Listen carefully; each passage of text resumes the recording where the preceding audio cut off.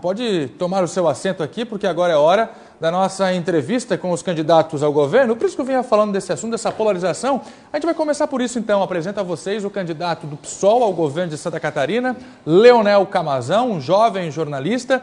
E a gente continua nessa linha. Existe a possibilidade das esquerdas se juntarem junto com o PT, Camazão? Muito obrigado pela presença aqui. Uma boa tarde para você. Não seria propriamente, né, Camazão, só para complementar, não seria as esquerdas fecharem com o PT. É o voto útil das esquerdas no PT. Boa tarde. Boa tarde, Prisco. Boa tarde, Fernando. Olha, eu quero aguardar o dia 7 de outubro para que a gente veja realmente o que vai acontecer nas urnas. Acredito que essa eleição é uma eleição atípica na história do Brasil, uma eleição sem favoritos. Então, tanto para o governo do Estado como para a presidência da República. O nosso candidato é o Guilherme Boulos, grande liderança do movimento social brasileiro, com o número 50, e é com o Boulos que nós vamos até o final nessa eleição. E aqui em Santa Catarina? Coloca-se uma polarização natural aí entre Mauro Mariani e Gelson Merizo, possibilidade, quem sabe, Décio Lima surpreender. E a candidatura Camazão? Nós estamos correndo o Estado para apresentar as nossas propostas para Santa Catarina e acreditamos que muita gente vai votar no 50 no dia 7 de outubro. A grande dificuldade, Prisco, é a injustiça da lei eleitoral e a desigualdade do tempo de televisão e também a desigualdade do tempo nas entrevistas em algumas emissoras. Aqui no SBT não temos esse problema, ainda bem, e agradeço o espírito democrático do SBT em conceder o mesmo tempo para todos os candidatos apresentarem as suas propostas. Muito bem, eu gostaria de tratar de um assunto agora, Camazão, que foi tema do SBT Meio Dia de hoje. Eu coloquei durante a entrevista que este assunto está sendo colocado em debate nesta corrida eleitoral, que é segurança e, dentro da segurança, um nicho chamado redução da maioridade penal. Eu gostaria de saber a sua opinião, porque o Estado hoje tem 28 centros de internação para jovens adolescentes que estão em desfavor da lei, construção de mais 3, só que o seguinte, o que a gente percebe é que o número de adolescentes, mesmo com todos esses centros, só cresce. São 372 internos e 380, mais do que já estão reclusos, aguardando para entrar. Então, quer dizer, parece que a solução não está chegando com esse modelo atual. Qual a sua proposta para isso?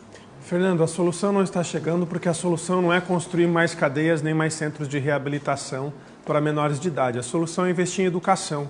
Um Estado onde foram fechadas mais de 58 escolas nos últimos 8 anos, é um Estado que realmente vai precisar abrir presídio e abrir centro de reabilitação para jovem, porque não está oferecendo educação, não está oferecendo oportunidade, não está oferecendo a chance daquele jovem realizar o seu sonho.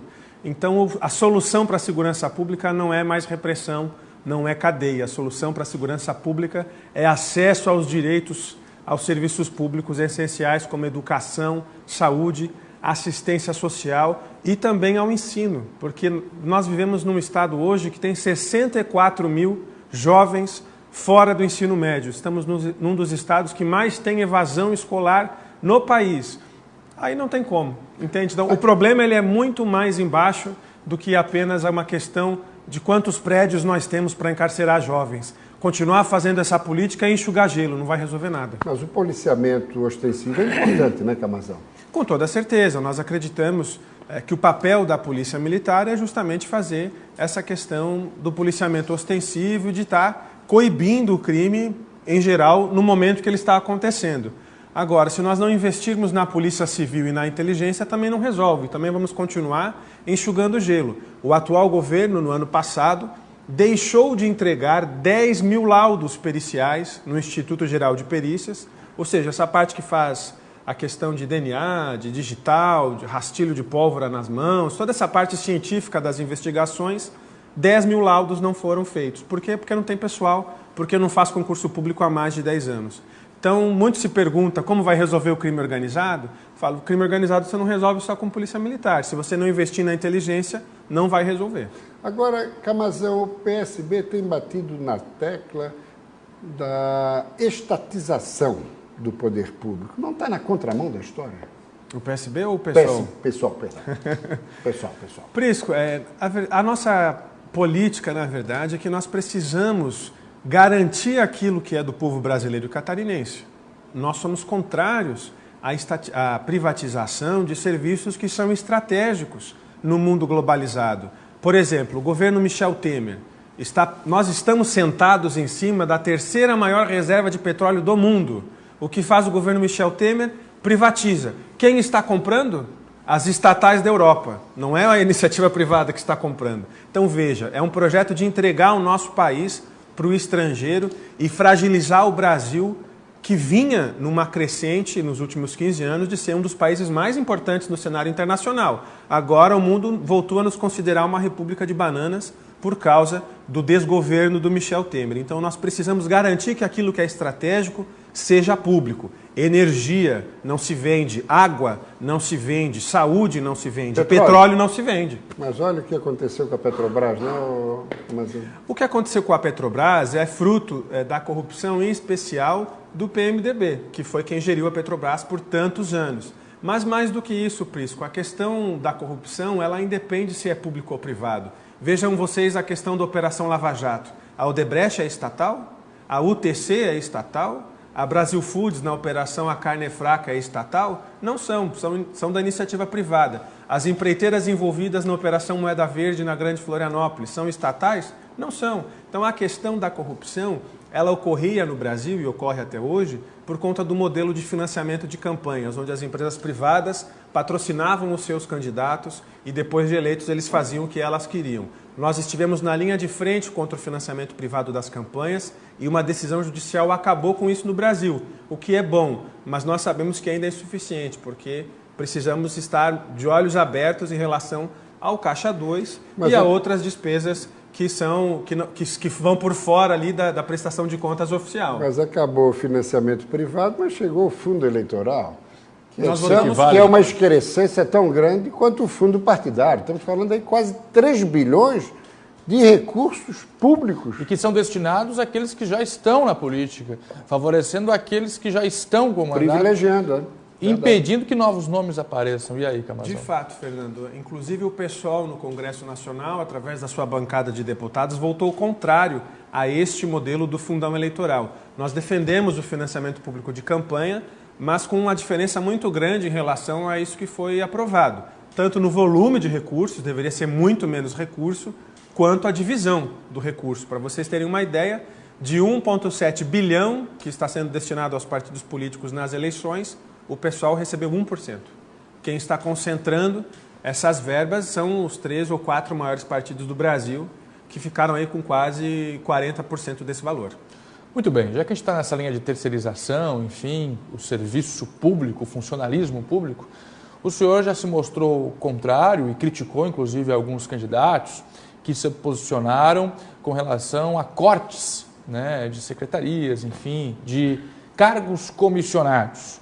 Criticou, inclusive, candidatos durante o debate aqui do SBT, quando eles se colocaram favoráveis a fazer esses cortes, mas não o fizeram quando tiveram a caneta na mão. Por outro lado, o senhor coloca à disposição a criação de uma nova secretaria, a Secretaria de Cultura. Existe a necessidade de abrir uma nova secretaria ou fazer aquela que já existe junto com o esporte funcionar, hein, candidato? Fernando, existe essa necessidade porque é o seguinte, no Brasil existe uma lei que se chama Plano Nacional de Cultura. E para você receber repasses federais nesse setor, o Plano Nacional te obriga a ter uma secretaria específica de cultura, tanto os estados quanto os municípios. Nós deixamos de receber milhões de reais por ano por não ter essa secretaria. Em cidades como, por exemplo, Joinville, que havia e recebia recursos, quando o PMDB chegou no governo, desmontou e parou de receber recurso. Então, nós não vamos criar mais secretarias. O nosso governo vai ter menos secretarias do que o atual, porque nós vamos extinguir todas as agências regionais e vamos criar 2 secretarias novas, a da Cultura e a das Cidades, que vai fazer a parte de planejamento urbano junto com os municípios e com as associações microrregionais em cada região do estado.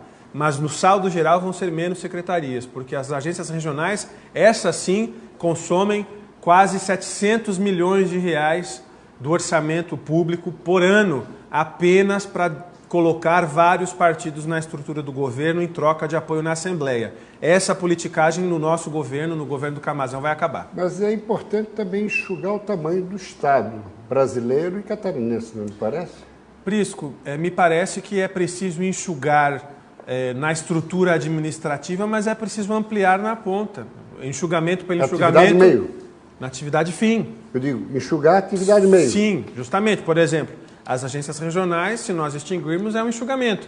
Mas esse recurso vai ser utilizado para ampliar o Estado lá na ponta. Porque, no fim das contas, faltam médicos, faltam professores, faltam escolas, faltam policiais. Isso não é diminuir o Estado, pelo contrário. Tem até um certo complexo aí, quando sou questionado por alguns empresários ou entidades do setor, que toda a vida estão pedindo menos impostos e que a gente cuide das rodovias. Então, ou você escolhe um jeito ou você escolhe o outro. Você não pode não querer pagar impostos e querer que o Estado faça as obras que são necessárias. Então, nós vamos inverter as prioridades aqui no estado de Santa Catarina e vamos fazer justiça tributária. Quem tem menos vai pagar menos, quem tem nada não vai pagar e quem tem muito vai ter que começar a pagar. Estradas, rodovias via concessão, ok? Prisco, concessão de rodovias é igual a pedágio. E aí nós precisamos perguntar para o povo catarinense se ele quer pedágio em cada rodovia do nosso estado. Eu acredito num outro modelo, onde, por exemplo, o empresariado pague os seus impostos como devem. Aqui na minha frente tem um copo d'água. Para comprar esse copo d'água já foi pago o ICMS, foi o SBT que comprou. O ICMS está embutido no preço. Mas nós temos uma dívida de 13 bilhões de reais de ICMS que não é repassado aos cofres públicos e que está em cobrança judicial. Veja, 13 bilhões é mais do que se investe em saúde, educação e segurança somados e ainda sobra. Então nós precisamos combater também a sonegação de impostos. Santa Catarina é o único estado do Brasil que não tem nota fiscal eletrônica. E por que não tem?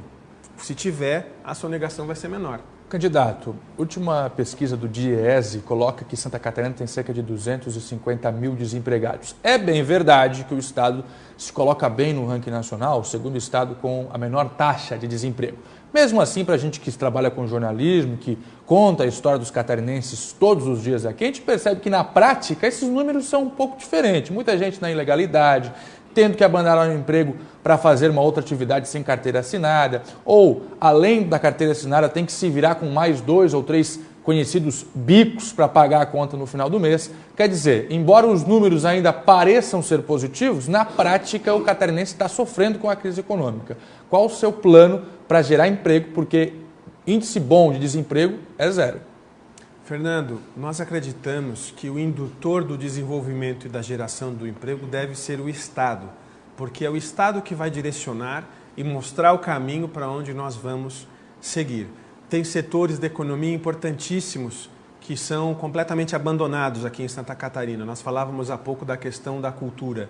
Hoje, só o setor audiovisual, o setor que produz filmes, séries, desenhos animados, videogames, ele produz no PIB brasileiro um valor maior que o turismo e maior que a indústria têxtil.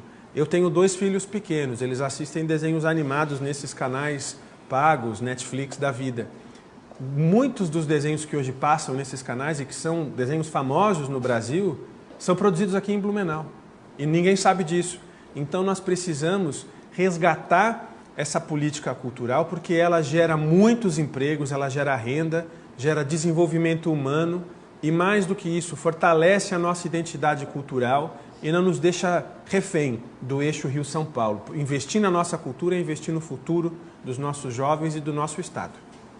Agora, para encerrar, saúde, não falamos até aqui nela. Não é apenas um problema financeiro, é um problema de gestão. De acordo? Prisco, é especialmente um problema financeiro. Hoje me perguntavam sobre isso numa outra entrevista e falavam, mas temos alguns exemplos de hospitais terceirizados que dão certo. É verdade, mas para cada hospital terceirizado que deu certo, nós temos 4 que deram errado.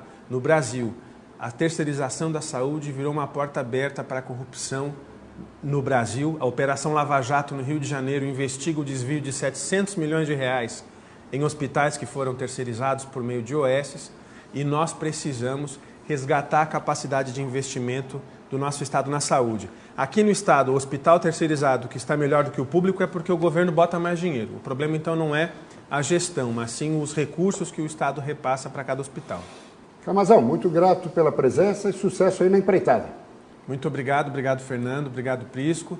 Quero pedir a todos que conheçam mais as nossas propostas na internet através do Camazão 50 e no dia 7 de outubro é 50 na cabeça. Obrigado.